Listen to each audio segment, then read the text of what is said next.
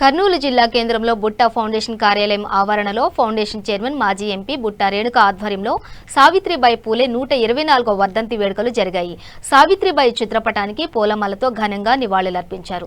అనంతరం ఆమె మాట్లాడుతూ భారతదేశంలో మహిళా విద్యకు పెద్దపీట వేస్తూ ముఖ్యంగా అట్టడుగు వర్గాలకు చెందిన స్త్రీలు చదువుకునేందుకు పాఠశాలలు సైతం ప్రారంభించారని సావిత్రిబాయి సేవలను కొనియాడారు. ఈ కార్యక్రమంలో బీసీ సంఘ నాయకులు మోహన్, రవి, సీమ కృష్ణ, మోహన్ కృష్ణ తదితరులు పాల్గొన్నారు. ప్రాధాన్యతను అందరికీ కూడా తెలియజేశారు. ఆడవాళ్ళు అప్పుడు బయటికి రావడానికి కూడా ఇబ్బంది పడే రోజుల్లో చదువుకున్న ప్రాధాన్యతను సమాజంలో ఉన్న ఎన్నో వాటిని ఎదురిస్తూ ఎన్నో ఆశయాలను ముందుకు తీసుకుని వచ్చారు. కాబట్టి వాళ్ళని మనం ఎప్పుడు గుర్తుపెట్టుకోవాలి. వాళ్ళ ఆశయాలకు అనుగుణంగా మన అందరం కూడా నడుచుకుని వాళ్ళ మార్గంలో మనం ఎప్పుడైతే ముందుకు వెళ్తామో వాళ్ళందరికీ కూడా మనం వాళ్ళకి నిజంగమైన నివాళులు అర్పించిన వాళ్ళం అవుతాము. సో ఈరోజు ప్రతి ఒక్కరూ కూడా ఎవరికి తోచిన విధంగా వారు ఎవరికి ఏ అనుకూలంగా ఉందో ఆ విధంగా ముందుకు వెళ్ళాలి.